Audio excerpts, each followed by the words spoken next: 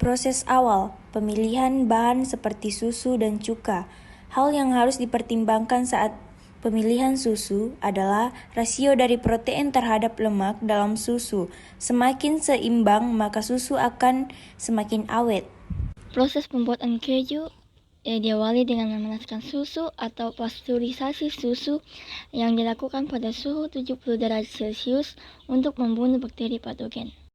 Setelah itu, susu akan didinginkan hingga suhu hangat sekitar 35-40 derajat Celcius. Selanjutnya, penambahan bakteri asam laktat ke dalam susu yang telah dipanaskan dapat membantu mengubah laktosa dalam susu menjadi asam laktat agar pH susu menjadi rendah dan rennet dapat bekerja optimal. Setelah bakteri asam laktat dan susu bercampur, penambahan enzim rennet dapat dilakukan. Rennet mengandung enzim protease yang akan membantu membekukan protein dalam susu dan membentuk gumpalan keju. Setelah beberapa waktu, susu akan mengental. Hasil dari proses pengentalan susu itu kemudian akan melewati proses pengolahan dadi. Dadi tersebut nantinya akan dihancurkan hingga menjadi bentuk butiran-butiran kecil dengan memakai alat khusus. Setelah itu, gumpalan-gumpalan keju akan terbentuk. Gumpalan-gumpalan keju yang terbentuk dapat diangkat dan diletakkan pada kain agar kandungan air dalam keju dapat berkurang. Setelah keju diangkat, keju dimasukkan ke dalam cetakan-cetakan khusus untuk melalui proses pengepresan. Proses pengepresan keju bertujuan untuk mempadatkan keju dan mengeluarkan air yang tersisa. Proses pengepresan ini dapat berlangsung selama beberapa hari. Proses selanjutnya yaitu pemberian garam pada keju. Pemberian garam dapat dilakukan dengan merendam keju ke dalam air garam selama berjam-jam ataupun berhari-hari. Penambahan garam pada keju bertujuan agar keju memiliki rasa dan tidak terasa tawar.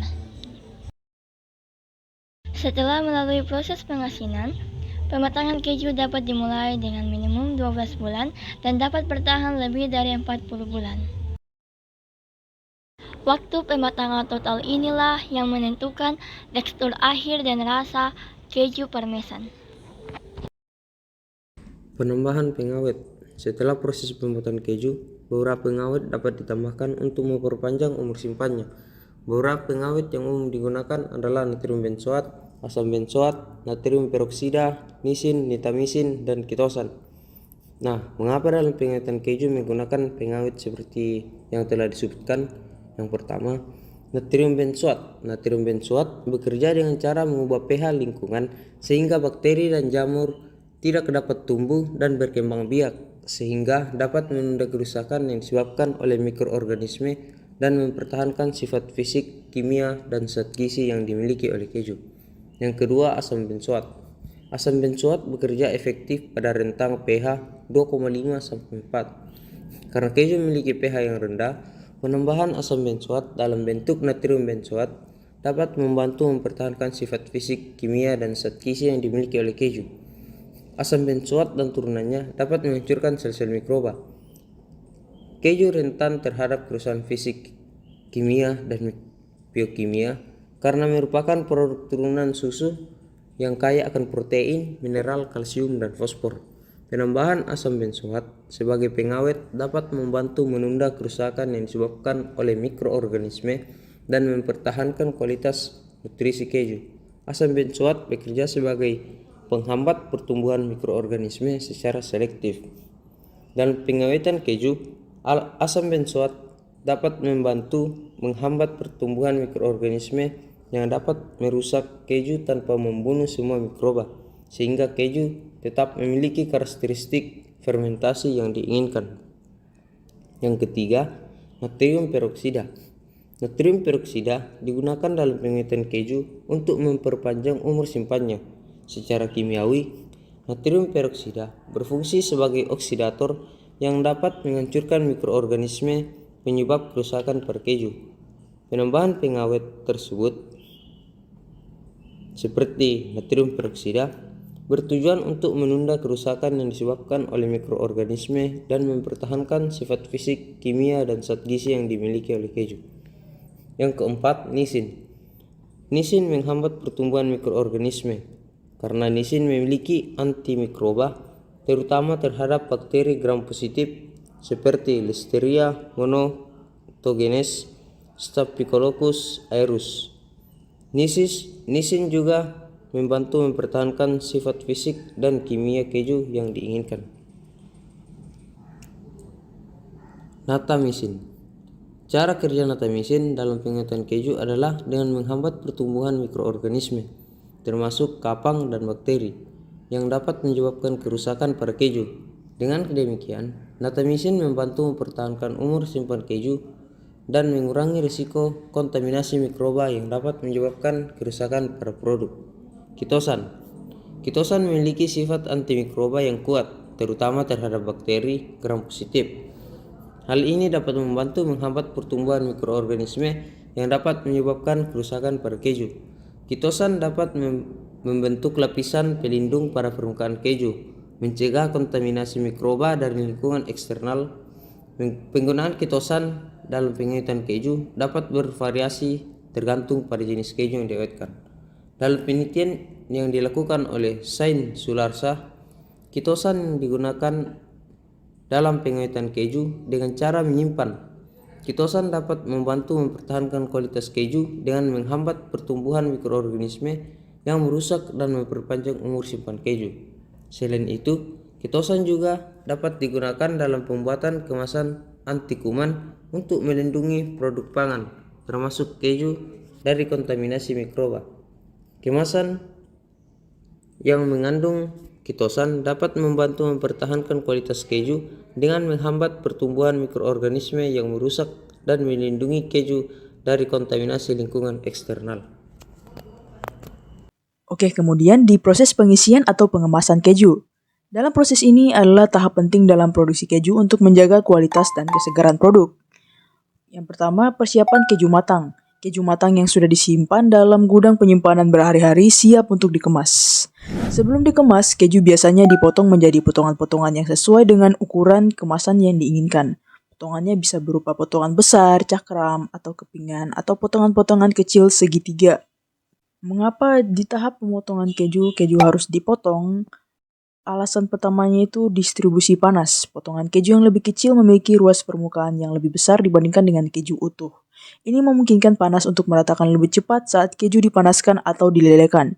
Dengan demikian, keju lebih mudah meleleh dan menjadi lembut di seluruh permukaannya. Yang kedua, rasa dan aroma. Potongan keju memiliki lebih banyak permukaan yang terpapar udara, yang dapat meningkatkan rasa dan aroma keju. Nice. Kemudian penyusunan dalam wadah. Potongan-potongan keju tersebut kemudian disusun dalam wadah atau kemasan yang sesuai. Ini bisa berupa kaleng, wadah plastik, atau kemasan khusus lainnya. Wadah tersebut biasanya steril atau telah diawetkan untuk menjaga kesegaran keju. Kemudian pembobotan. Setiap wadah diisi dengan jumlah keju yang sesuai. Seringkali dengan bantuan mesin pembobot otomatis untuk memastikan konsistensi dalam setiap kemasan. Yang terakhir, pengemasan dan penutupan. Tutup atau penutup wadah dipasang secara erat untuk mencegah kontaminasi udara dan bakteri. Proses penutupan harus dilakukan dengan cermat dan higienis. Setelah pengemasan, selanjutnya akan dilanjutkan dengan pelabelan pada produk keju tersebut agar terdapat informasi produk yang jelas. Dan di sini mencontohkan dengan produk keju dengan kemasan plastik. Setelah selesai pengemasan, kita tempel dengan label yang sudah kita buat. Jadi yang dibuat tidak hanya sekedar logo, tapi juga disertai dengan komponen-komponen yang harus ada pada label kemasan tersebut. Baik, selanjutnya saya akan menjelaskan beberapa cara dalam menyimpan keju. Yang pertama, belilah dan buatlah keju sesuai kebutuhan. Hindari membeli dan membuat keju dalam jumlah besar, karena keju akan lebih baik jika tidak disimpan terlalu lama. Keju akan kehilangan rasa nikmatnya jika disimpan terlalu lama, karena menyerap oksigen dan kehilangan kelembapannya. Baik, yang kedua, saat selesai menggunakan atau memakan keju, sebaiknya bungkuslah dengan kertas lilin atau kertas roti sebagai lapisan pertama untuk melindungi keju. Ini adalah langkah penting karena membantu keju tetap terlindungi dari udara dan kelembapan yang berlebihan. Kemudian setelah melapisi dengan kertas, kita bisa memasukkan keju ke dalam plastik. Pastikan tidak membungkus terlalu rapat agar bau dan rasa keju tidak terlalu kuat, tetapi jangan terlalu longgar agar keju tidak menjadi kering. Hal ini karena keju masih memerlukan sirkulasi udara agar tetap segar dan tidak terlalu terperangkap dalam kelembapan yang berlebihan. Yang ketiga, tulis tanggal penyimpanan dan jenis keju pada wadah penyimpanan. Ini akan membantu kita mengingat kapan keju tersebut dibeli dan jenisnya, sehingga rasa tidak berubah terlalu banyak dari awal, serta membantu kita menjaga keju agar tetap teratur, segar, dan nikmat.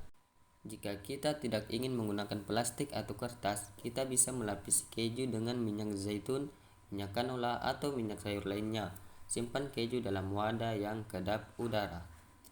Hal ini karena keju yang dibungkus dengan lapisan minyak tetap memerlukan kelembapan agar tidak mengering.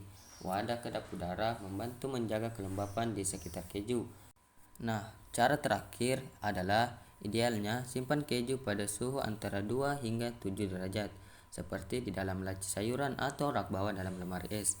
Pastikan suhu tetap konsisten, tetapi tidak terlalu dingin. Hal ini penting karena suhu ini menjaga keju agar tetap segar tanpa membeku.